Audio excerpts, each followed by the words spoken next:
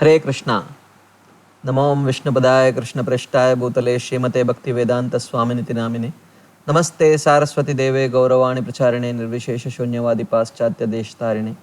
Jai Shri Krishna Chaitanya Prabhu Nityanand Shri Advaita Gadadhar शिवासादि Gaur भक्तवृंद। Hare Krishna Krishna Krishna Hare Hare, Hare Ram Ram Ram Hare Hare. Hare Krishna. So welcome back to the 9th day of this course, Demystifying Raganuga Bhakti.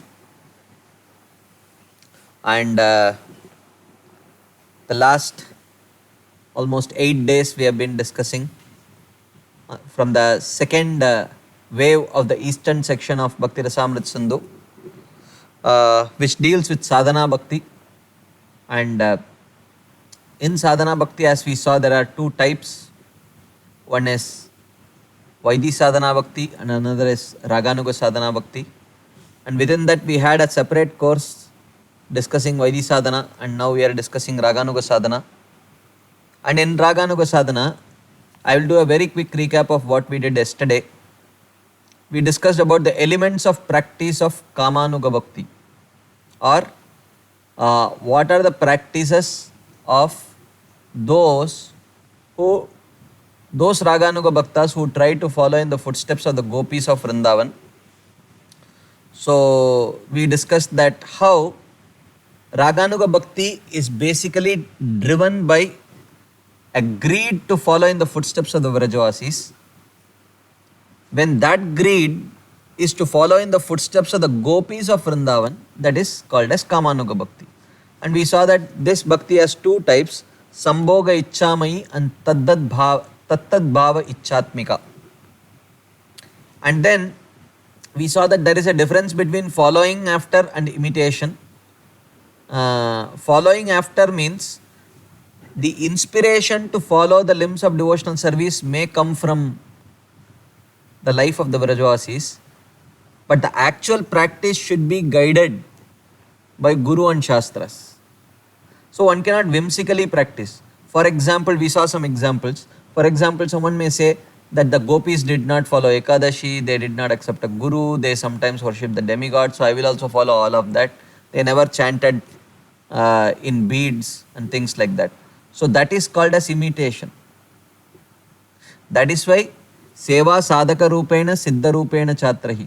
One should internally follow the gopis of Vrindavan, but externally one should try to follow, when in one's external conduct, one should try to follow the practices of the 6 Goswamis and their followers, like that.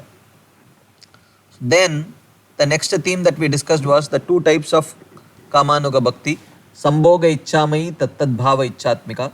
Sambhoga Icchamai means aspiring for conjugal union with Krishna, just like the other gopis might have.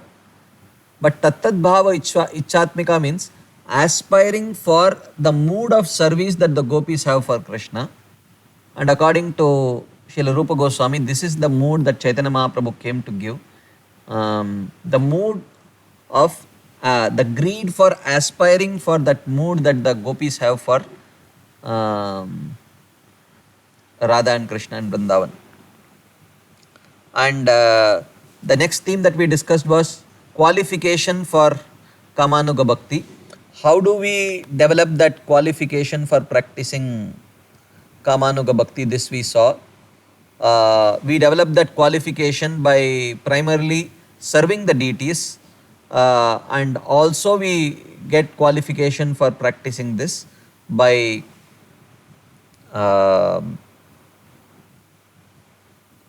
hearing the pastimes of the Vrajavasis. Here in particular, the gopis with Krishna and Vrindavan, there are so many such pastimes mentioned in Bhagavatam, and also from the writings of our acharyas, there are many such pastimes. But of course, this I am repeating this thing for caution purpose, that only when we are qualified. So if you think, you can start hearing this, then go back to that section where we discuss about the Raganuga litmus test. Are you ready? The Raganuga litmus test. So where we discuss about the qualifications to practice Raganuga Bhakti. So if we are qualified, only then we can follow what is mentioned here. And then the next theme that we discussed was that how even males can aspire for the mood of the gopis. In this context, we discussed about the case of the Dandakaranya Rishis, who during the time of Lord Ram's pastimes were actually practicing Raganuga Bhakti, trying to follow in the footsteps of the gopis of Vrindavan. Very interesting story. They are in Dandakaranya. Lord Ram and Mother Sita are passing through, and these Dandakaranya sages were meditating on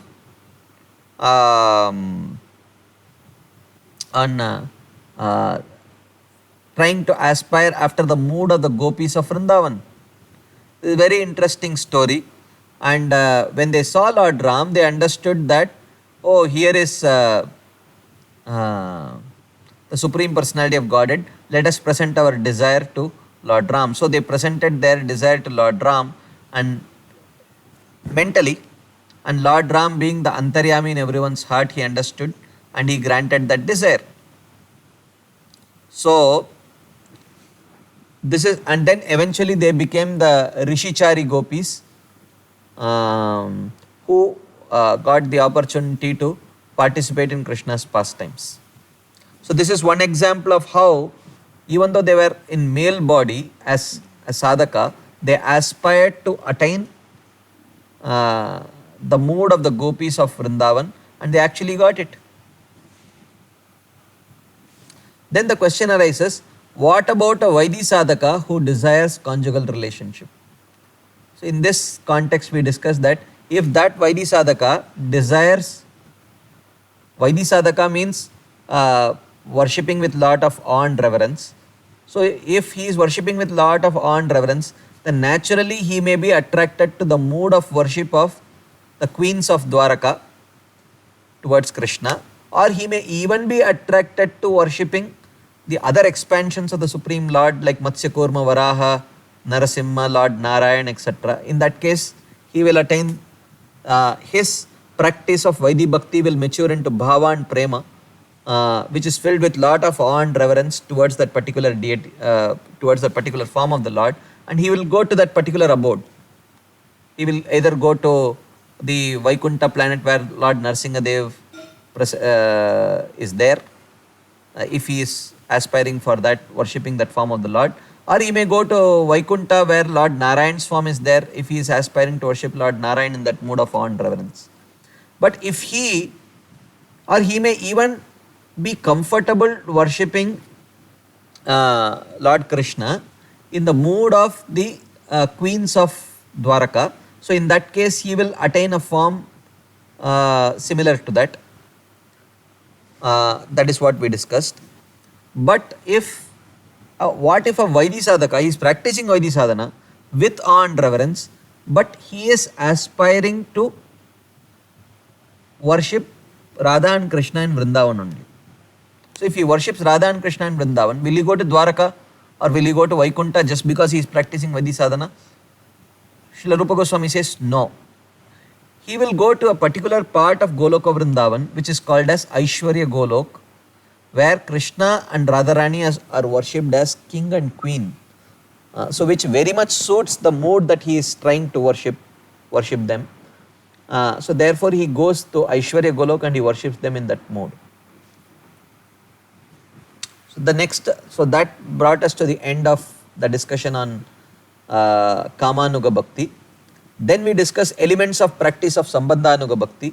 So Sambandhanuga Bhakti indicates those aspirants on the path of Raganuga Bhakti who are trying to follow in the footsteps of Nanda Maharaj and Yashoda in the mode of parental love, or Sridham, Subal and other such friends in the mode of friendly affection, or they may try to follow in the footsteps of servants like Raktak, Patrak, like that, in Dasyaras. So this is called as Sambandhanuga Bhakti. So, and similarly, just like Kamanuga Bhakti, they also develop attraction to serve in this mood. The greed is developed by performing deity worship and hearing about those specific pastimes that Krishna performed with these personalities. So, and this path is also called as Pushti Marg by the Vallabhacharya Sampradaya. But of course, one should understand that their mode of practice is slightly different from the practices that is followed in our Sampradaya. So this is where we ended our discussion yesterday. So today we will start the last 3-4 topics that we are left with. From how does one start from Raganuga practice and achieve the level of Prema? What are the stages involved? So there are 5 stages involved, and these are discussed by Srila Prabhupada in the purport to the 8th verse of Nectar of Instruction. Tan nama rupa charitadi sukirtananu smrityor kramena rasana manasi niyojya tishtan vrajeta danuraga jananugami kalam nayetta dakilam iti upadesha saram. So what Srila Rupa Goswami mentions as the essence of all advice, the 8th verse of Nectar of Instruction, is actually the essence of all advice given by Chaitanya Mahaprabhu is to follow Raganuga Bhakti. And in that actually Srila Prabhupada talks about these stages of progress on the path of Raganuga Bhakti, 5 stages, which we are going to see right now. So, Vaishnava Acharyas delineate 5 stages of absorption in thought of Krishna, beginning with hearing, Shravana, and ending with actually attaining that form at the stage of Prema. So, and these stages can be primarily cultivated through performing japa, kirtan, and also worshipping the deity forms of the Lord, hearing those pastimes. So, through this way, gradually one can progress from one stage to next stage to next stage to the final stage, like that. As these abilities evolve, 5 main stages of absorption are distinguishable. So what are these 5 stages? Shravana Dasha, Varana Dasha, Smarana Dasha, Apana Dasha, and Sampatti Dasha. So these are the 5 stages that are mentioned. Shravana Dasha means the stage of hearing. We will see about these stages in little more elaboration. And Varana Dasha means actually accepting. What is accepted, we will see. Then Smarana Dasha is remembering, and Apana Dasha is actually achieving that form, and Sampatti Dasha is completely starting to act on the platform of that particular form that we have received, the spiritual platform. So we will start seeing these 5 stages one by one, starting with Shravana Dasha. So Shravana Dasha means in the beginning the devotees start hearing the philosophical truths about Krishna. Krishna Tattva, Rasa Tattva, Bhakti Tattva, and all these various tattvas, the philosophical truths about Krishna, one's own relationship with Krishna, about the practice of bhakti, about the Prema Tattva, Bhava Tattva, all these various philosophical truths they hear. They hear descriptions of his form, descriptions of his associates, his pastimes in Vrindavan,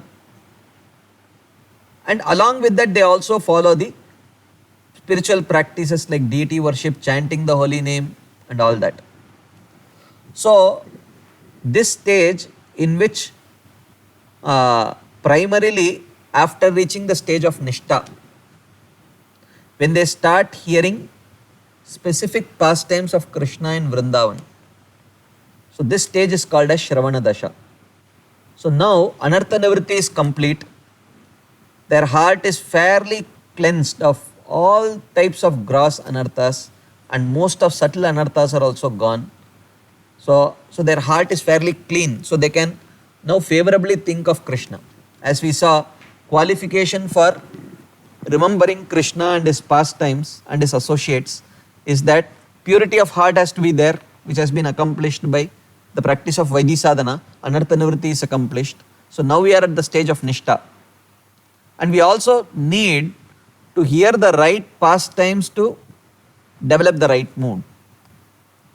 So after Nishta, one can specifically hear the 10th canto pastimes, especially those pastimes that Krishna performed in Vrindavan. His Vrajalila pastimes can be heard with more focus once one has reached the stage of Nishta. So when one hears these pastimes, the form of the Lord, various verses glorifying the beauty of Krishna, Barapedam, Natavaravapu, Karanayor, Karnikaram, like that, and verses which glorify the mercy of Krishna, the qualities of Krishna, like Aho Bakiyam Stanakala Kotam, those verses, how he showed mercy to Putana. So when one hears these pastimes, gradually one start developing appreciation for the Vrajavasi's love for Krishna. So the stage at which, after reaching the stage of Nishta, one starts specifically hearing these pastimes of Krishna, his beauty, his qualities, his interactions with the Vrajavasis, and the qualities of the Vrajavasis, their form, their pastimes. This stage is called as Shravana Dasha, where primarily the person is hearing. So, fixed in service, devotees then develop a taste for Krishna's names, Krishna's pastimes, and at this stage of Nishta, they are already chanting the holy name without any offense. And at the stage of Nishta, because of Anartha Nivritti, because of offenseless chanting, and also because they are now hearing Krishna's pastimes, their identity as we are eternally servants of Krishna, that becomes firmly fixed. Jivera Swarup Hoy Krishnera Nityadas. Of course, here Krishnera Nityadas refers to the eternal servant of any form, any Vishnu Tattva. But at the stage of Nishta, when he starts hearing Krishna's pastimes, this statement takes a more specific form. He starts seeing himself as the servant of Krishna in Goloka Vrindavan. Jivera Swarup Hoy Krishnera Nityadas. There Krishna refers to Krishna in Vrindavan. So that is Shravana Dasha. That happens due to hearing pastimes of Krishna in Vrindavan at the stage where Anartha Nivritti is accomplished, at the stage of Nishta. Then slowly he reaches the stage of Varana Dasha. Varana Dasha means by hearing and hearing and hearing Krishna's pastimes in Vrindavan, he develops a desire to follow in the footsteps of particular Vrajavasis of Vrindavan. So this stage is called as Varana Dasha, where he gets desire to follow specific Vrajavasis. So how did he move from Shravana Dasha to Varana Dasha? Same thing. Chanting without offenses and becoming more and more attached to hearing Krishna Katha, especially the 10th canto Vrindavan pastimes. So therefore, this helps that person to meditate on the Vrajavasis for sure, but specific Vrajavasis, attraction to specific Vrajavasis become more prominent at the stage of Varana Dasha. Then they move on to the third stage, which is called as Smarana Dasha. Smarana is remembrance. So this Smarana Dasha is further divided into 5 parts, where the Smarana becomes more and more deeper and more condensed. So the first stage of Smarana Dasha is called as Smarana again. So at the stage of Smarana, the devotee is able to favorably meditate on the particular Vrajavasi's love for Krishna. But sometimes that meditation is broken because of some distracting material thoughts. And then he immediately picks the mind from where it left off and then again starts meditating on Krishna. Yato yato nischalati manaschanchalam astiram Tatastato niyamyetad atmanyeva vasham nayet. Of course, this is a Ashtanga yogi. Whenever the mind wanders, he picks it up and fixes it on Paramatma. But in this case, yato yato nischalati manaschanchalam astiram tatastato niyamyetad Krishna eva vasham nayet. So he tries to fix the mind on Krishna whenever it. But nevertheless, at the stage of Smarana, the first stage of Smarana Dasha, actually his mind may wander out, so he will pull back and fix it. Then in this way he comes to the next stage, which is called as Dharana. So at the stage of Dharana, the mind becomes fairly cleansed of distracting thoughts. How? Because he becomes more and more focused on chanting the holy name. By developing more attachment to chanting the holy name, the mind becomes more free of the distracting thoughts. Then his mind is able to fix on Krishna and his associates and their pastimes without interruption. So this stage is called as Dharana. Then he reaches the third stage, which is called as Dhyana. So Dhyana is the stage when this uninterrupted meditation becomes more condensed and it gains lot of momentum. So this is called as Dhyana. And then when Dhyana becomes a continuous flow, effortless flow. So at the stage of Dhyana, one still has to put some effort to remember, but at the stage of Anusmriti, which is the fourth stage, it becomes an effortless flow, just like honey flows.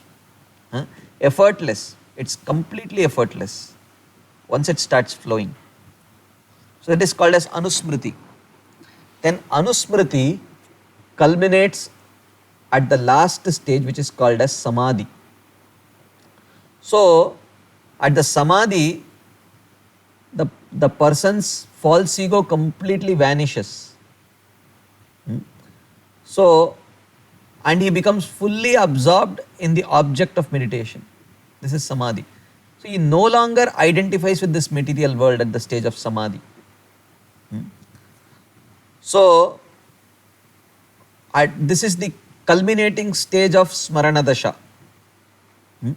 So at this stage, so this generally it ends with, if you talk about Vaidhi Sadhana, this more or less happens at the stage of Asakti.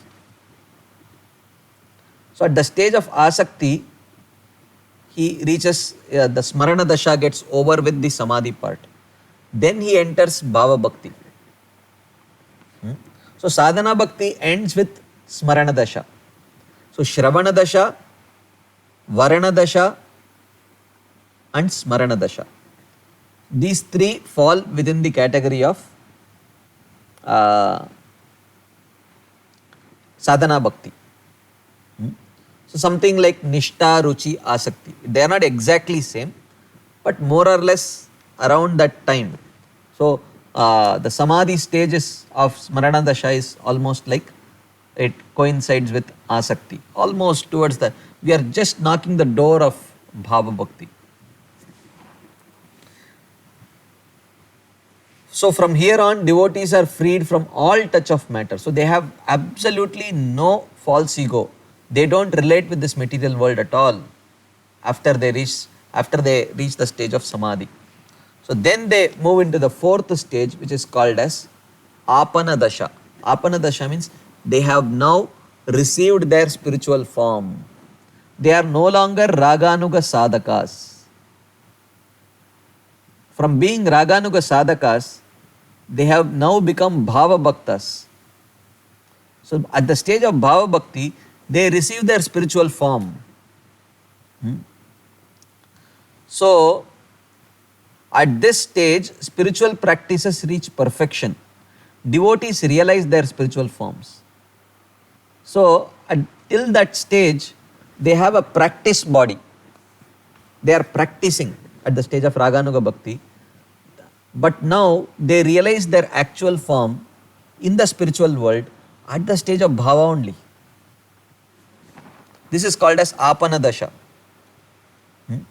So now they perfectly understand their relationship with Krishna. As we will see at the stage of bhava, Shuddha Sattva Visheshatma Prema Suryamshu Samya Bhak Ruchibis Chitta Masranya Kridasau Bhava Uchyate. Srila Rupa Goswami says, at the stage of bhava, the living entity comes in touch with the Samvit and Hladini Shakti of Krishna. The Samvit Shakti of Krishna helps the devotee understand Krishna and one's relationship with Krishna. What is my relationship? Who am I in the spiritual world? What is my name? What is my service to Krishna? How do I serve? Do I have a companion with whom I serve? Who are my friends? So all these things become manifest within the heart of the devotee through sincere practice of sadhana. It becomes manifest in the heart at the stage of bhava bhakti. So, and then one also comes in touch with the Hladini Shakti, because only to know one's relationship is not sufficient. That relationship can continue only when one starts experiencing the bliss of that relationship. So one also starts experiencing the bliss of that relationship at the stage of bhava. So then when bhava achieves perfection, bhavasya eva sandratma, it is mentioned about the stage of prema. When bhava becomes so condensed, it is called the stage of prema, at which stage it is called as sampatti dasha. So sampatti dasha means, so in that case, their spiritual form is just not a revelation within the heart, but they actually attain perfection and go back home, back to Godhead. That is the stage of sampatti dasha. So in this way, these 5 stages are described at the stage of Raganuga Bhakti, which start after one reaches the stage of Nishta, as we discussed before. Shravana Dasha, Varana Dasha, Smarana Dasha, Apana Dasha and Sampatti Dasha. So in this way they become full-fledged associates of Krishna in the spiritual world in Goloka Vrindavan. They are now participating in various pastimes with Krishna. So therefore, from this discussion that we have discussed, it should be clear that even though Raganuga Bhakti is impelled by a deep inspiration, a deep greed to follow in the footsteps of the Vrajavasis, but it cannot be whimsically followed. It is not a sentimental affair. It is a science. It is described in great detail in books like Bhakti Rasamrita Sindhu by Srila Rupa Goswami. It is a science. It is not a whimsical thing at all. So therefore, and it cannot be artificially forced upon anyone. It organically manifests. When one is practicing the path of Vaidhi Sadhana Bhakti as chalked out by our acharyas, and when one crosses the stage of anartha nivritti, in a relatively anartha free heart, automatically this kind of greed manifests. One need not artificially force it upon anyone. So therefore, when true Raganuga Bhaktas see people who are still within the stage of anartha nivritti only, their anartha nivritti is not accomplished, they don't artificially try to pull them to the stage of Raganuga Bhakti. Rather they encourage them to practice Vaidhi Sadhana nicely, because the means to reach the qualification to practice Raganuga Bhakti is actually proper practice of Vaidhi Sadhana only. This is the problem with the unscrupulous Sahajiya Babajis of Vrindavan. They say that actually anyone is qualified to practice Raganuga Bhakti. This is not true. This is not in line with the teachings of Srila Rupa Goswami. Rupa Goswami does say that anyone is qualified to practice Uttama Bhakti. But Uttama Bhakti can be practiced at the stage of sadhana and sadhya. practice and perfection. Perfection is Bhava Bhakti and Prema Bhakti. We are not talking about that. Even when we are talking about practice, there are two stages of practice for for Gaudiya Vaishnavas. One is Vaidhi sadhana, another is Raganuga sadhana. For practicing Vaidhi sadhana, faith is sufficient. But for practicing Raganuga sadhana, Anartha Nivritti must be accomplished. So not everyone is qualified to practice Raganuga sadhana. This is a big misconception. Of course, we did discuss about this misconception in one of the classes, maybe the 6th class we discussed. Imagination, imitation and misinterpretation. So these are the basic pitfalls of improper understanding of Raganuga sadhana bhakti. So therefore, if we do not try to understand these practices as a science, as described not just by Srila Rupa Goswami, but through the commentaries of bona fide acharyas like Srila Jiva Goswami, Vishwanath Chakravarti Thakur, etc., then there is lot of scope for misunderstanding and improper practice of this path. There is very little scope for misunderstanding Vaidhi sadhana, but there is such a large scope for misunderstanding the practice of Raganuga sadhana. So we have to be very, very careful.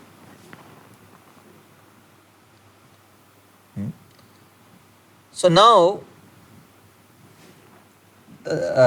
from practice to success in Raganuga Bhakti, we discussed these 5 stages.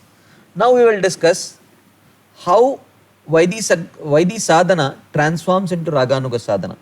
There are 3 ways in which Vaidhi sadhana transforms into Raganuga sadhana. So, why we are discussing all these things? In order to understand how it is a science, it is not whimsical practice. So, devotees may wonder how this transition from Vaidhi sadhana to Raganuga sadhana happens. It takes place in one of the 3 ways.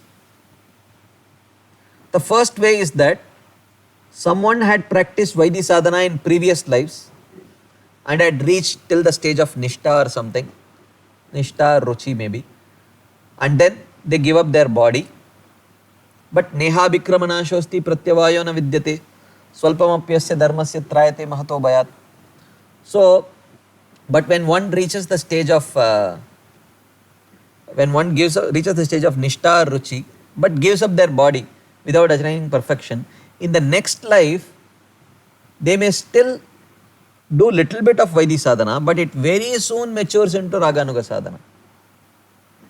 It is possible. So this is one way. We will discuss about this in little more detail.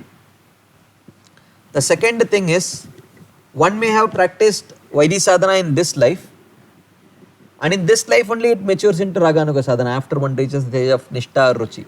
That is also possible. Or the third way is that one has practiced Vaidhi sadhana throughout till the stage of Nishtha, Ruchi, Asakti, but after reaching the stage of Bhava, one may awaken that Raganuga mood also, or the mood of the Vrajavasis. That is also possible. These are the 3 ways in which one can reach the stage of how Vaidhi sadhana matures into Raganuga sadhana. We will briefly see these 3 ways in which one can achieve Raganuga sadhana from Vaidhi sadhana. First, Vaidhi sadhana was practiced in previous life and it may have reached till the stage of Nishtha or Ruchi, and in this life, very soon it matures into Raganuga sadhana. So, Srila Jiva Goswami in his Bhakti Sandarbha, he talks about these three ways.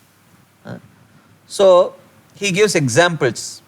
He says that the sadhana siddha gopis practiced Vaidhi sadhana in their previous lives, he says. So, like the Rishichari gopis, the Shrutichari gopis, the Vedas personified. So, according to Jiva Goswami in Bhakti Sandarbha, he says, in previous lives they practiced Vaidhi sadhana, and in this particular life as Vedas personified or as Dandakaranya rishis, that Vaidhi sadhana matured into Raganuga sadhana, and then that perfection was achieved when they reached the stage of Bhava or Prema.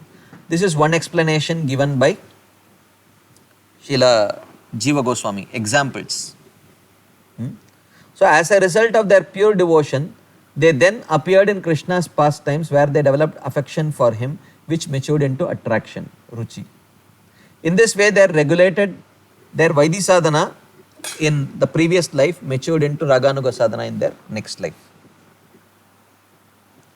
Okay. So this is the way in which Vaidhi sadhana matures into Raganuga sadhana is in the same way, it happens in the same way, whether it happens over two different lifetimes or in one same life. It happens in the same way. One may have practiced Vaidhi sadhana in previous life, which matures into Raganuga sadhana in the next life, or one may have practiced Vaidhi sadhana in this life, it matures into Raganuga sadhana also in this life only. But the way in which it happens is same, like that. Second way, Vaidhi sadhana practiced in this life matures into Raganuga sadhana in this life only. So initially, devotees may practice Vaidhi sadhana being inspired by the scriptures. Then slowly after they hear Bhagavad Gita, Upadeshamrit and all these scriptures, and eventually when they start reading Bhagavatam, and they may be fortunate enough to hear Bhagavatam, discuss Bhagavatam in the association of very exalted devotees, then slowly the desire for Raganuga sadhana may awaken within their heart. So then they develop, in their heart, they develop great eagerness, which makes them fit to perform what is called as a mixture of Vaidhi and Raganuga. Actually, as we might have discussed earlier, it is not like till yesterday I was a Vaidhi sadhaka, from today I have become a Raganuga sadhaka. It is not like that. This transition is very gradual. Even though initially we may get the inspiration to practice Vaidhi sadhana bhakti, but slowly, because we are practicing this bhakti, being guided by the Gaudiya Vaishnava Acharya's literatures and practicing Gaudiya Vaishnavas who have accepted the instructions of Chaitanya Mahaprabhu, the mood of Chaitanya Mahaprabhu, the mission of Chaitanya Mahaprabhu to spread the kind of love that is practiced in Vrindavan by the Vrajavasis. So slowly, our impetus starts changing. So we start practicing what is called as mixed Vaidhi Raganuga Bhakti. And believe it or not, most of us might fall in this category only. You may say, no, Prabhuji, I am practicing Vaidhi sadhana only. But no, there is some impetus within your heart which also is coming from the devotion that the Vrajavasis have towards Krishna. It may be in a very hidden way. It may be completely hidden by the predominance of the Vaidhi Bhakti, the Vaidhi impetus. Oh, I am doing because my spiritual master says. What if your spiritual master says today, from today, you start worshipping Lakshmi and Narayan? You will say, oh, actually I am attached to worshipping Radha and Krishna. So there might at least be some level of, or if your spiritual master say, from today you don't worship Radha and Krishna, or something like that. So we may feel bad, we may feel little reluctant. Not that we want to disobey the instruction of our spiritual master, but then there is a real attachment that we have developed. So therefore, it starts out with 100% inspiration coming from Vaidhi, but then it becomes 10% Raganuga, 90% Vaidhi, 20-80, 30-70, 40-60, 50-50, like that. Gradually, it moves from 100% Vaidhi impetus to slowly, little by little, our inspiration starts changing. So therefore, the pure heart develops eagerness which makes them fit to perform this mixture of Vaidhi and Raganuga. But when such devotees reach the stage of at least Nishta, but preferably Ruchi, then the percentage of Raganuga becomes significantly more than Vaidhi. Then Raganuga completely takes over. Therefore, some acharyas we mentioned earlier also, therefore the Vaidhi sadhana that we follow in our Gaudiya Vaishnava Sampradaya is sometimes called as Ajata Ruchi Raganuga sadhana, where it is actually Raganuga sadhana only before the stage of Ruchi manifests.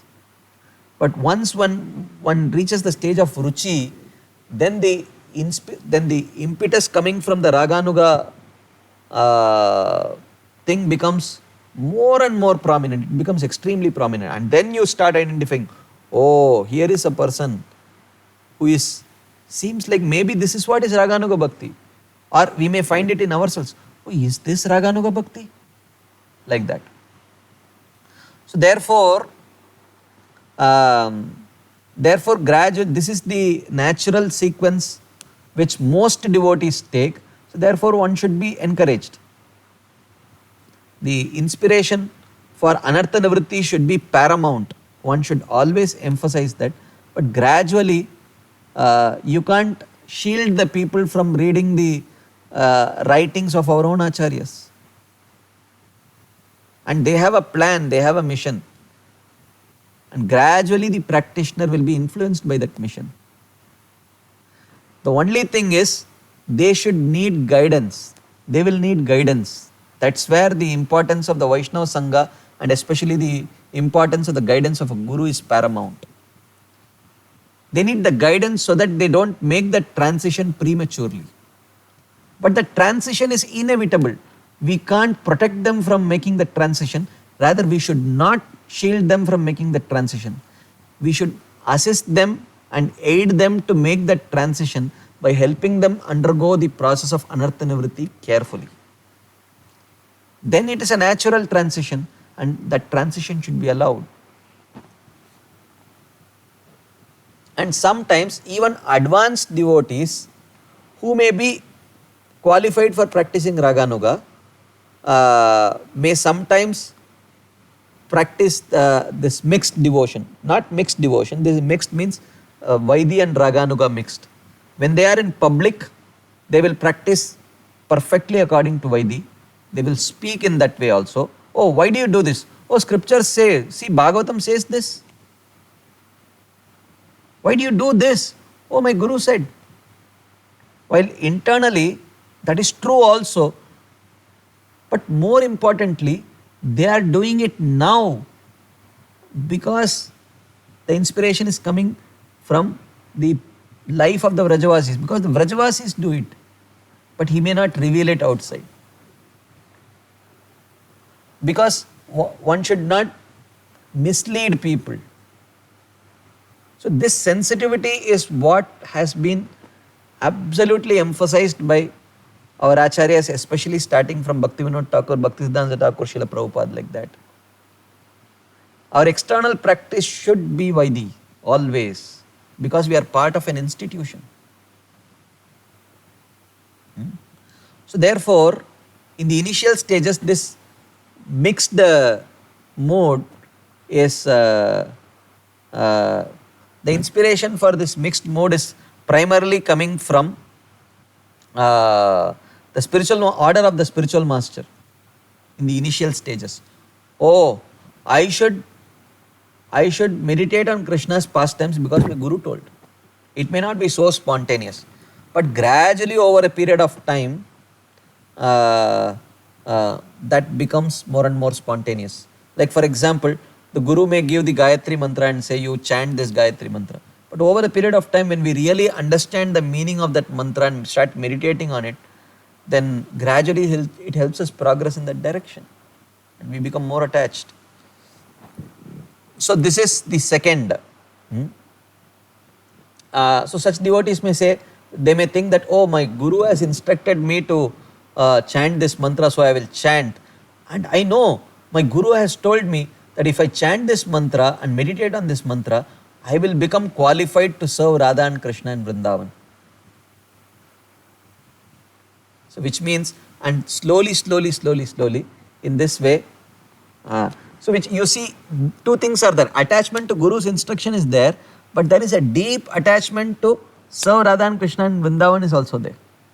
And over a period of time, that desire to serve Radha and Krishna in Vrindavan will take over. It is not wrong. That is not disrespect for the Guru. It is actually perfection. Because this is exactly why the Guru is instructing the disciple. So that he can become spontaneously attracted to Radha and Krishna in Vrindavan.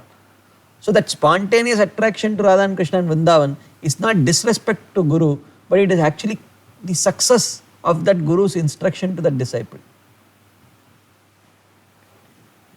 Like that. So in this way, gradually, Vaidhi sadhana transforms into Raganuga sadhana in that very same life. This is the second way. How sadhana, Vaidhi sadhana practice in this life matures into Raganuga sadhana in this life only. The third is, one may have practiced Vaidhi sadhana, predominantly Vaidhi sadhana, throughout his sadhana bhakti, till asakti maybe, but when he reaches the stage of bhava, gradually he may develop Raganuga sadhana also, the mood of the Vrajavasis' love for Krishna. So, this happens at the stage of bhava as a natural consequence of strict and very proper practice of Vaidhi sadhana, following in the footsteps of the Gaudiya Acharya's inspiration. So, even at the stage of bhava, actually it may transform into, Vaidhi may transform into Raganuga.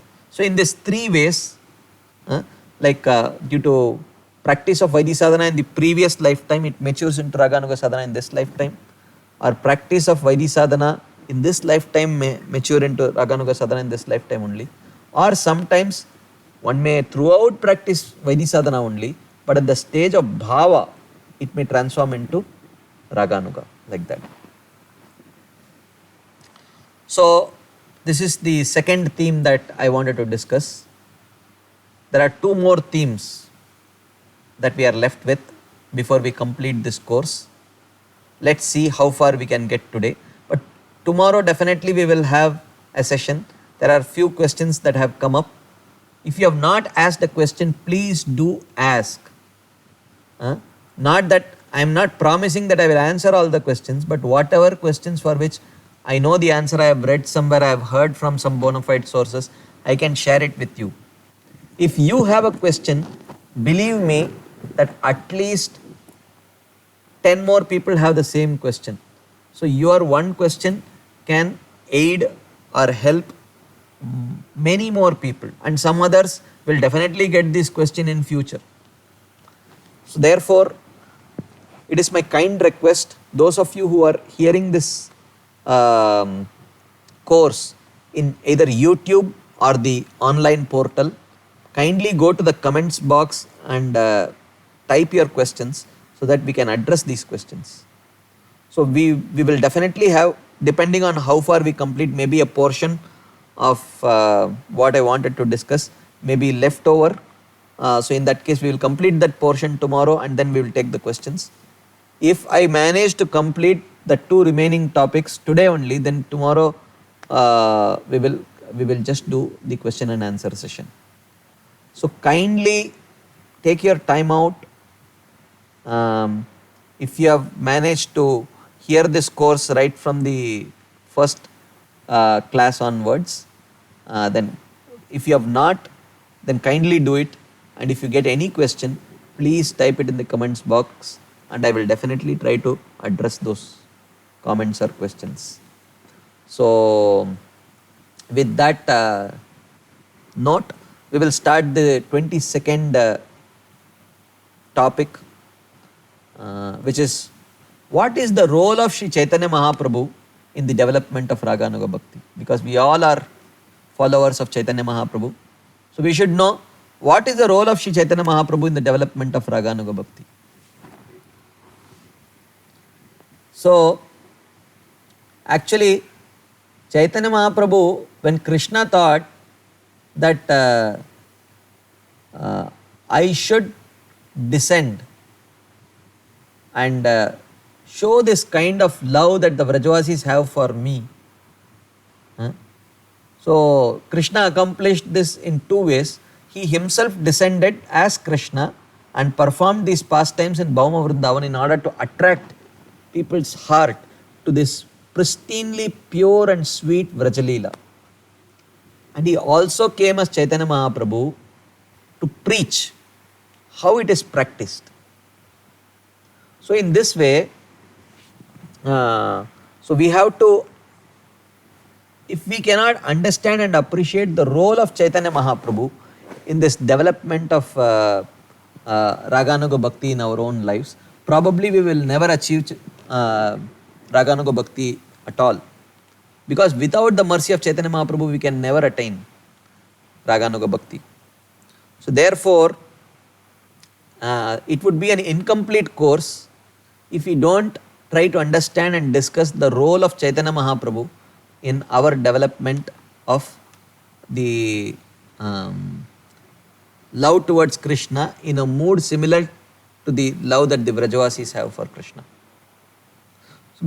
So therefore, it was Chaitanya Mahaprabhu who brought, Chaitanya Mahaprabhu and his associates broke open the storehouse of Krishna Prem and they distributed it without any discrimination.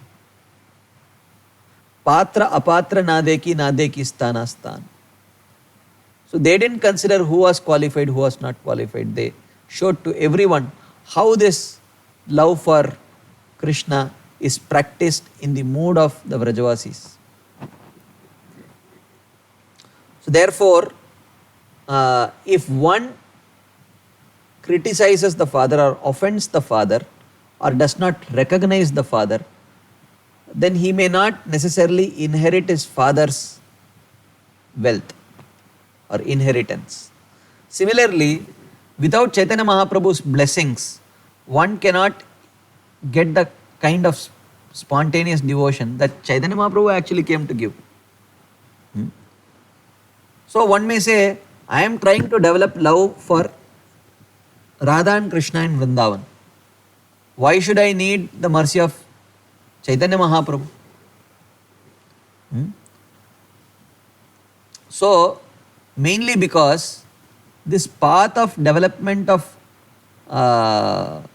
love for Radha and Krishna and Vrindavan, especially in this Kali Yuga, is a very difficult path. It is very difficult to tread. As Srila Narottam Das Thakur says, Preme Pichala Pata Gamana Bhela Banka Mrigamada Chandana Kunkume Bela Panka. So he says, the path of love for Krishna, it is winding and crooked, just like Krishna stands. He stands in Tribhanga form. He is threefold bending form. Just like Krishna is standing in a crooked way, similarly the path to attaining the lotus feet of Krishna is also winding and crooked. Not only that, it is slippery also. Why is it slippery? It is slippery because it is very wet and muddy, mixed with the musk, kumkum and sandalwood paste. Because you cannot say, because it is a path to the lotus feet of Krishna. It is just like in a mosaic, in a very marble floor. If you pour some ghee, it will be very slippery, like that. But Chaitanya Mahaprabhu, the path to the lotus feet of Krishna is not slippery with some mud and other such things. It is slippery with chandan, kumkum, aguru, and all these most valuable fragrant substance. But nevertheless, it is slippery, it is winding, it is treacherous, it is crooked. So without guidance, without help, we cannot tread this path. Who gives us that help? It is Chaitanya Mahaprabhu. So Krishna also confirms that Manushyanam sahasreshu kaschid yatati siddhaye yatadam api siddhanam kaschin mam veti tatvatah. It is very difficult to, it is very rare that one gets the opportunity to surrender to Krishna. But just by remembering Chaitanya Mahaprabhu, as Krishnadas Kaviraj Goswami says, Dushkaram Sukaram Bhavet. The most difficult to perform thing becomes the most easy to perform. Just by remembrance of Chaitanya Mahaprabhu. Therefore, those who are aspiring for that love that the Vrajavasis have for Krishna, they have to take shelter of Chaitanya Mahaprabhu. As Bhaktivinoda Thakur says in his Chaitanya Sikshamrit, that just by taking shelter of Chaitanya Mahaprabhu's lotus feet, one automatically enters into the path of Vraja Bhakti or Raganuga Bhakti. Actually, the way in which Chaitanya Mahaprabhu's Sankirtan movement is designed or it is structured, we may not realize it right now, but it is absolutely favorable for practice of Raganuga Bhakti when we become properly qualified for it. That's why we cannot realize it right now. We may not currently possess the qualification, but when we develop that qualification, we will realize, my God, this is perfectly designed for me to practice this path. So, when we speak about Chaitanya Mahaprabhu, when we sing the glories of Chaitanya Mahaprabhu, when we participate in the mission of Chaitanya Mahaprabhu through preaching, through book distribution, through Harinam Sankirtan, naturally we will realize that we are able to fix our mind on Krishna. Then we may, in the morning, during the morning program, we chant. By chanting, by hearing Bhagavatam classes, by worshipping the deities, by taking darshan of the deities. And in this way, naturally it leads to development of strong attraction and attachment to worshipping Radha and Krishna and Vrindavan. And also we may visit the various dhams such as Vrindavan, Mayapur, etc. Gaura Amar Jesabastane Koralo Brahmana Range Sesabastana Heribo Ami Pranayi Bhakata Sange. So when we visit these holy dhams in the association of those devotees who have great love and affection for Chaitanya Mahaprabhu and Krishna, Radha and Krishna and Vrindavan, so we naturally develop this attraction. But one may say, how is it that just by simply serving Chaitanya Mahaprabhu, one can develop attraction for Radha and Krishna and Vrindavan? Because I am serving Radha and Krishna, I am serving Chaitanya Mahaprabhu, but I am aspiring for serving Radha and Krishna and Vrindavan. How is this going to connect? Because we know, and Srila Krishnadas Kaviraj Goswami says, Shri Krishna Chaitanya Radha Krishna Nahe Anya. Chaitanya Mahaprabhu is non-different from Radha and Krishna. So, Radha Krishna Pranaya Vikritir, I'm sorry, not that verse, in which he says, Radha Bhava Dyuti Suvalitam Naomi Krishna Swarupam.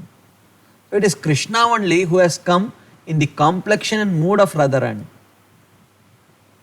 So, because our aspiration is to develop deep affection and appreciation for Radha and Krishna and Vrindavan, and Chaitanya Mahaprabhu's form is non-different from Radha and Krishna put together. It is Krishna but in the mood and complexion of Radharani. Therefore, Narottam Das Thakur says that those devotees who surrender unto the lotus feet of Chaitanya Mahaprabhu are automatically confidential associates of Radha and Krishna. Time is only separating. We cannot see it right now, but when we achieve perfection, one can immediately realize. It is just a matter of time before their service matures and fully manifests. So he sings, Gaura Prema Rasarnave Seta Range Yeba Dube Sera Damadava Antaranga Griheva Vane Tetake Ha Gauranga Bole Dake Narottamad Mage Tara Sanga. Narottam Das Thakur says, Gaura prema rasarnave se tarange yeba dube. Anyone who takes pleasure in sporting in the waves of the ocean of Lord Chaitanya Mahaprabhu's distribution of love of God, say Radha Madhava Antaranga. So one who is participating in the mission of Chaitanya Mahaprabhu, he is already Radha Madhava Antaranga. He is at once a confidential associate of Radha and Madhav. Just time is separating. Just continue the service. Don't give up that service. Don't give up the mission. Continue under the guidance of Guru, Sadhu and Shastra.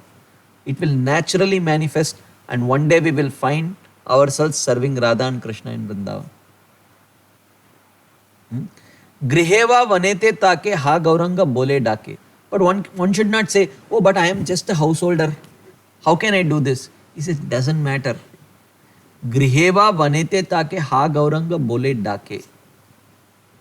Whether one may be a householder or a sannyasi or a brahmachari or a vanaprastha or a brahmana or a vaishya or a shudra or a kshatriya, doesn't matter. Just serve this Sankirtan movement and one automatically becomes liberated. Narottama mage tara sangha. It doesn't really matter what is your varna or ashrama is. If you are actually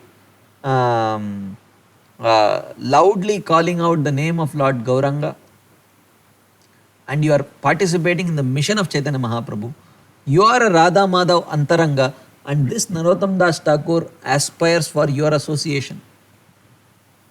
Whatever ashram or varna you may be in, Naham Vipro na Chanarapati napi Vaishyo na Shudro, Naham Varni na Chagrahapati na Vanasto Yatirva, Kintu Prodyan Nikila Paramananda Purnamritabder, Gopi Bhartur Padakamalyor Dasa Dasanudas. So when one in this mood, giving up all other upadhis, is considering himself as the servant of Chaitanya Mahaprabhu and serves in the mission of Chaitanya Mahaprabhu, automatically at the end of it he will find himself as Radha Madhava Antaranga.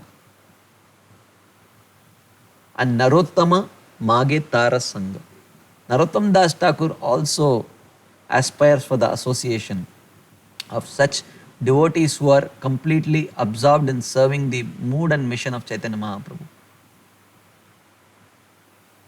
Following in the footsteps of great acharyas like Bhaktivinoda Thakur, Srila Bhakti Siddhanta Saraswati Thakur, Srila Prabhupada and his bona fide followers.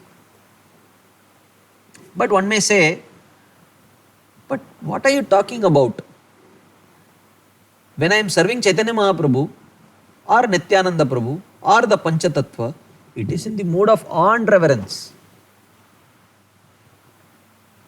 How will I develop the mood of spontaneous greed towards Radha and Krishna if I am worshipping Chaitanya Mahaprabhu and the Panchatattva in the mode of awe and reverence? How is it possible? It doesn't make sense, one may say. So, the answer is that because Chaitanya Mahaprabhu is in the mood of Radharani, therefore, Chaitanya Mahaprabhu becomes very pleased when we serve Krishna and Chaitanya Mahaprabhu with firm faith, chant his name with faith and with humility. When we do that, Chaitanya Mahaprabhu is pleased. When Chaitanya Mahaprabhu is pleased means Radharani is pleased. And because he is pleased, he infuses that spontaneous mood of greed within the heart of the practitioner. So we don't have to do anything artificial. We don't have to learn to cry artificially. All we need to do is we have to learn to serve the mission, following in the footsteps of our Guru and Chaitanya Mahaprabhu. And when in this way, when we please Chaitanya Mahaprabhu, then Chaitanya Mahaprabhu infuses the heart of that person with that spontaneous greed. Srila Bhaktivinoda Thakur in his Navadvip Dham Mahatmya, he says, although devotees serve Krishna in one of the five mellows, Shanta, Dasya, Sakya, Vatsalya and Madhurya, they worship Chaitanya Mahaprabhu only in the mode of Dasya. That is true. We serve him. We don't have a friendly relationship with Chaitanya Mahaprabhu. We may have it with Krishna. Chaitanya Mahaprabhu only Dasya. However, because Chaitanya Mahaprabhu is non-different from Radha and Krishna, Bhaktivinoda Thakur writes, sincere service to Chaitanya Mahaprabhu in the mood of Dasyam, the mood of Dasyaras, awakens one of these five rasas towards Radha and Krishna. So therefore, it is pleasure of Chaitanya Mahaprabhu. No other endeavor is needed. We have to endeavor to please Chaitanya Mahaprabhu by following the instructions of our Guru and by participating in the mission of Chaitanya Mahaprabhu. And when Chaitanya Mahaprabhu is pleased, he can inject any rasa. Shanta rasa, Dasya rasa, Sakya rasa, Vatsalya or Madhurya rasa. For example, although Radha and Krishna's pastimes do not directly manifest in the Sankirtan pastimes of Chaitanya Mahaprabhu, but by participating in that mission, this mood fully matures. By Lord Chaitanya's blessings, devotees become qualified to practice Raganuga Bhakti. So ultimately the key is in pleasing Chaitanya Mahaprabhu by participating in his mission. That is, they will externally serve Lord Chaitanya's mission and internally cultivate spontaneous devotion for Radha and Krishna when one becomes qualified for that. Till then, internally and externally, we serve Chaitanya Mahaprabhu's mission with full enthusiasm, with full determination, and with full patience that one day I will become qualified by the mercy of Chaitanya Mahaprabhu to serve Radha and Krishna in a spontaneous mode of affection. Therefore, this is the mode. So therefore, by worshipping Chaitanya Mahaprabhu is actually the key to attain perfection. So, even though we are discussing the role of Chaitanya Mahaprabhu in development of Raganuga Bhakti, actually it is wrong. Chaitanya Mahaprabhu is not just the role, but he is the whole and soul of practice of Raganuga Bhakti. Without worshipping Chaitanya Mahaprabhu in the mood of servitude, it is Chaitanya Mahaprabhu who is pleased with that service, infuses our heart with that mood. By the grace of the divine couple Radha and Krishna, who combine to appear as Chaitanya Mahaprabhu, the devotees gain admittance to the spiritual realm to forever become the gopis' companions. So ultimately, it is Chaitanya Mahaprabhu's mercy. Now, we will conclude this section, this section, not the whole session, by reading an excerpt from the Chaitanya Charitamrita, where Srila Krishnadas Kaviraj Goswami explains the role of Sri Chaitanya Mahaprabhu in the development of Raganuga Bhakti. Very sweet section. So this is from the Madhya Leela 25th chapter, 269th verse onwards till about, say, I think 277th verse. So 8-9 verses, Srila Krishnadas Kaviraj Goswami explains how Chaitanya Mahaprabhu's association with Chaitanya Mahaprabhu, service to Chaitanya Mahaprabhu, shapes one's own practice of Raganuga Bhakti.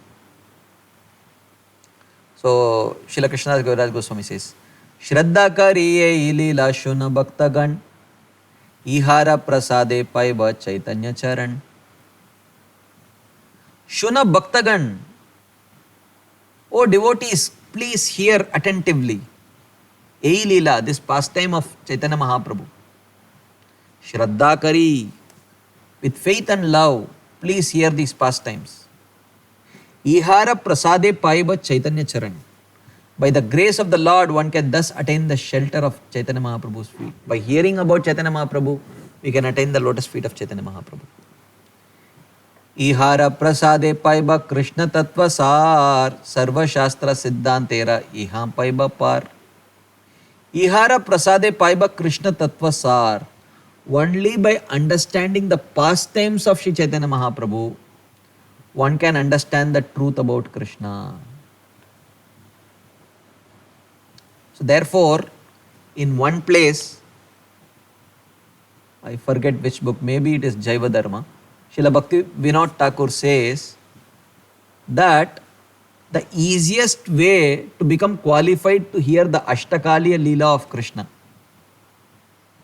So only extremely advanced devotees whose heart is completely purified, they can hear they can do the Ashtakaliya Leela Smaran.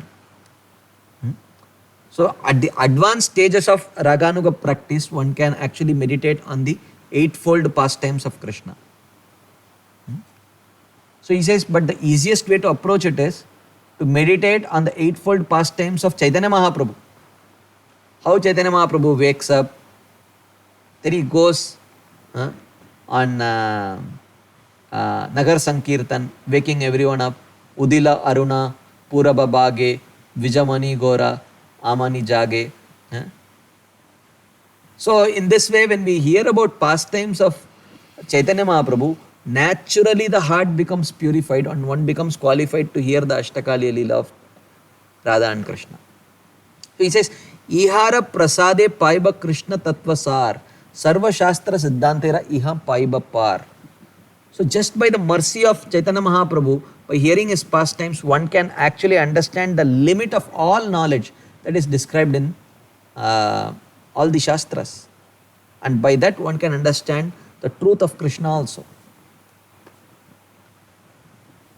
Krishna Leela Amritasar Tara Shata Shata Dhar Dasha Dikke Vahe Yaha Haite Se Chaitanya Leela Hai Sarovara Akshaya Mano Hamsa Chara Hata Hate. Srila Krishnadas Kaviraj Goswami says, Krishna Leela Amritasar. The pastimes of Krishna are the essence of all nectar. Yaha Haite Vahe Tara Shata Shata Dhar. And that nectar is flowing in hundreds of rivers. Dasha Dikke, in all directions it is running. Se Chaitanya Leela Akshaya Sarovar Hai. And Chaitanya Mahaprabhu's pastimes are an eternal reservoir. Mano Hamsa Charaha.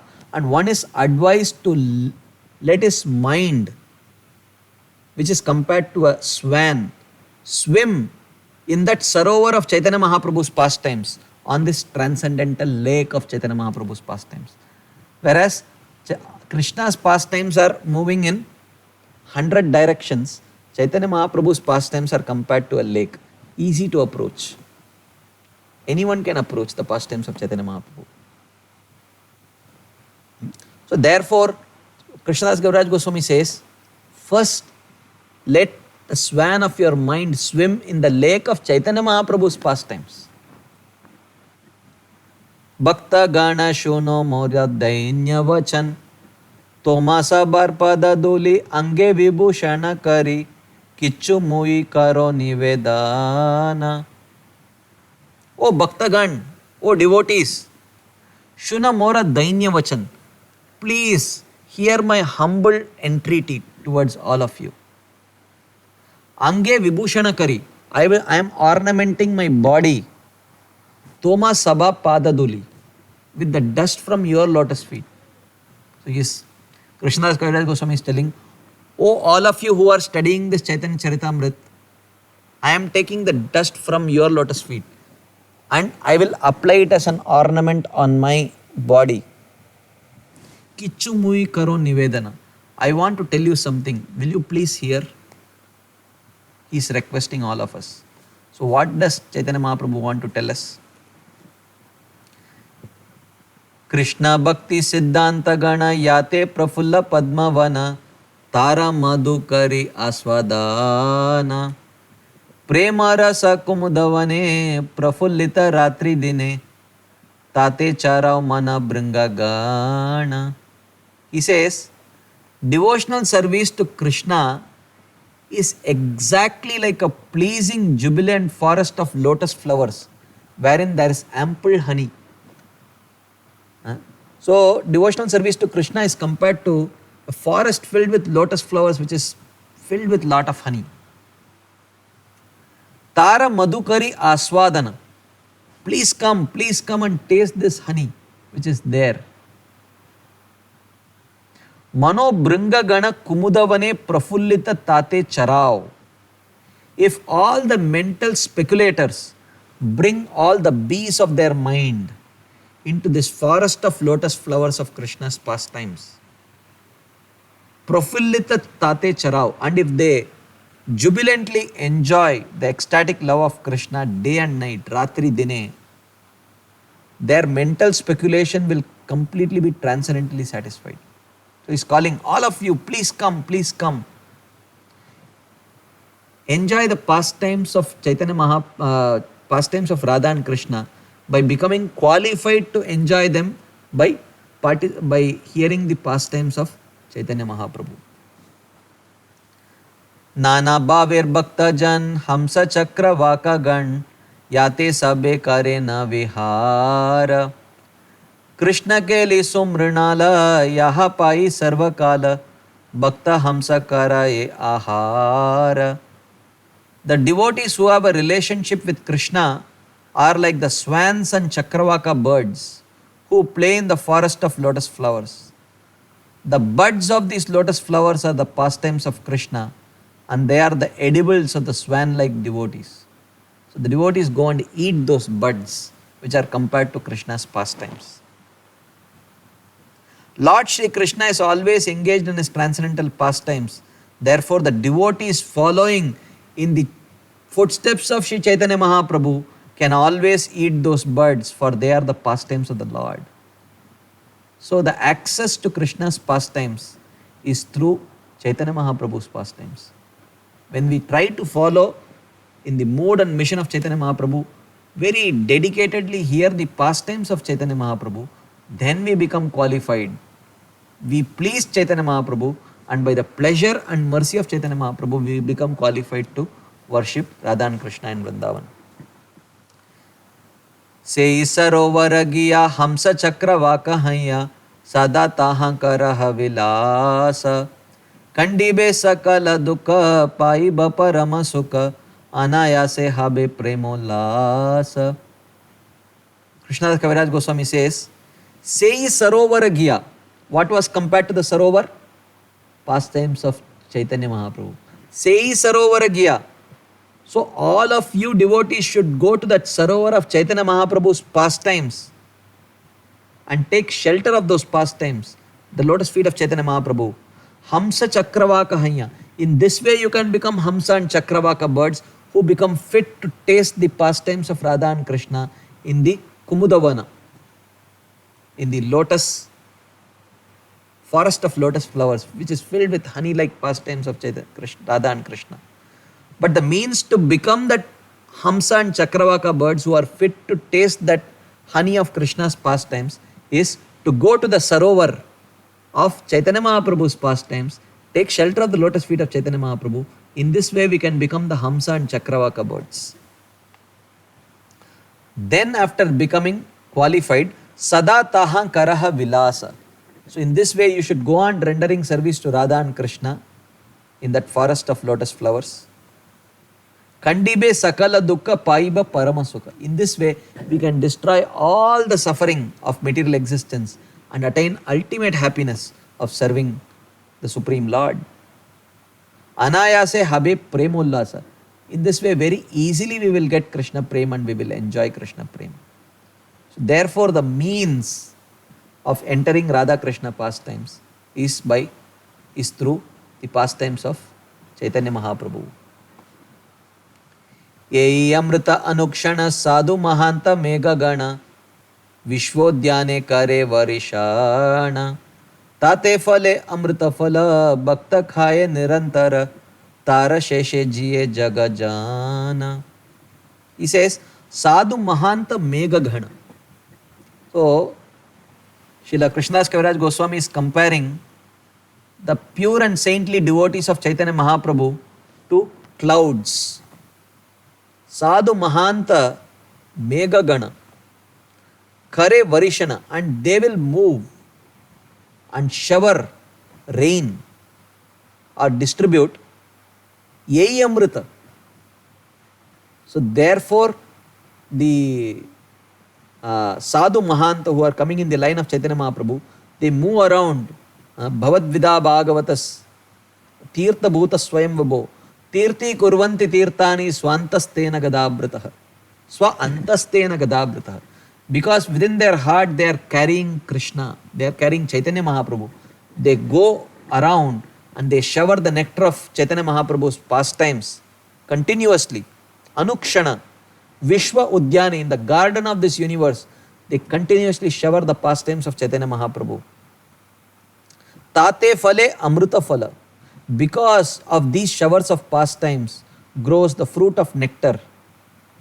Bhakta Khaya Nirantara, and the devotees constantly eat that fruit of Krishna Prem. And whatever Sesha, Tara Sesha Jiye Jagat Jana, and whatever leftover are there of that fruit, this whole universe can happily live.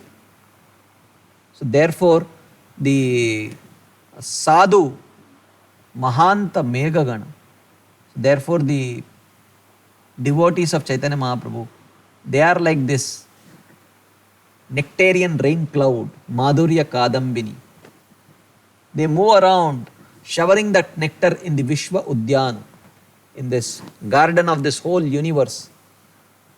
And by that shower of nectar, the creeper of devotional service starts growing, and in that creeper, the fruit of prema manifests.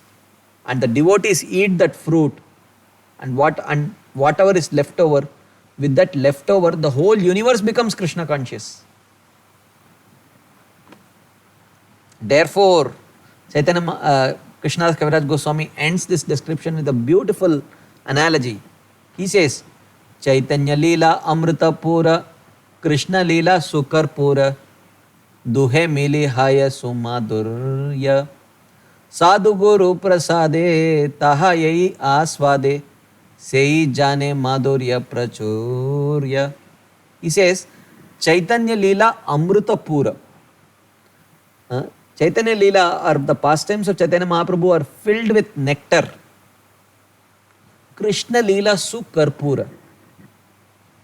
Those of you in Bengal and in South India also, one of the flavors which enhances the taste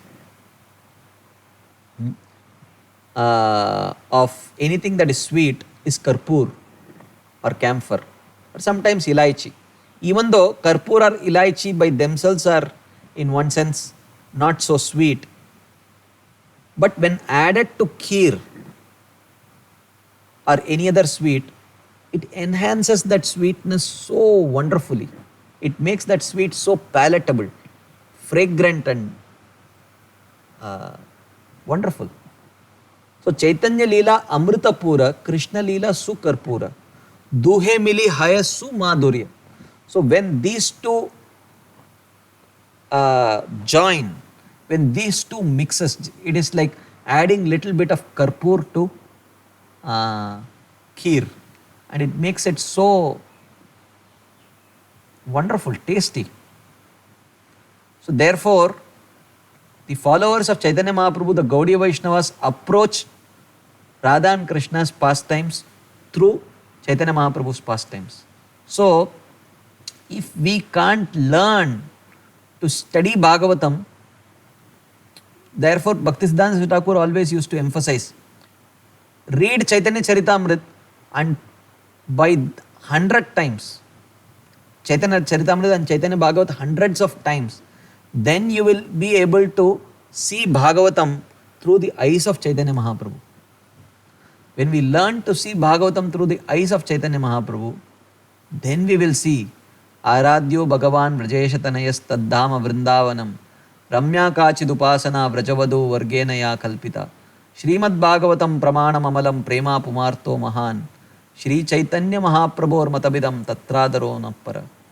So then when we will attain that vision of the right mood of appreciation of the pastimes of Radha and Krishna in Vrindavan. So Chaitanya Leela Amritapur Krishna Leela Su Karpura Duhe Mili Haya Su Madhurya. Sadhu Guru Prasade Taha Yei Aswade Sei Jane Madhurya Prachurya. He says, when one mixes these, that they taste very sweet. By the mercy of the pure devotees, whoever tastes them can understand the depths of that sweetness. Otherwise, so three things are mentioned. You can taste the pastimes of Radha and Krishna only through Chaitanya Mahaprabhu's pastimes, and you can and so therefore you have to mix both of them. And even though you can mix both of them, you cannot whimsically mix. That mix has to be guided by Sadhu Guru Prasade. If it is not guided by a bona fide Guru coming in the bona fide Gaudiya Vaishnava Parampara, then also it will not give the desired result like that. So there is one small theme, but this is an important theme. Is Vrajabhakti for everyone? What about someone whose eternal form is in Vaikuntha? So this important theme we will discuss tomorrow, because we are already approaching time. We have just 3 minutes left. In 3 minutes we cannot do full justice for this theme. But tomorrow, along with other question and answers, we will take this theme. So thank you very much for your patient listening. It was a very wonderful experience sharing this exalted topic. I am in no way qualified to share this topic, but still, because it is within the realm of Bhakti Shastri syllabus, and we are trying to read together and understand together what Rupa Goswami has written and Srila Prabhupada has presented. So therefore, that is my only hope. If you all are pleased through your blessings, as it is mentioned here by Krishnadas Kaviraj Goswami, Sadhu Guru Prasade. Prasade means mercy, Prasade means pleasure. So if all devotees are pleased and if you show your mercy, then together we all can understand these subject matters after properly purifying our heart by proper practice of Vaidhi Sadhana Bhakti. So thank you very much. Extremely grateful for your association. And tomorrow, of course, we will meet to discuss one last topic, and after that we will also take up question and answers. Thank you very much. Srila Prabhupada ki jai. Srila Rupa Goswami Pad ki jai. Bhakti Rasamrit Sindhu ki jai. Hare Krishna.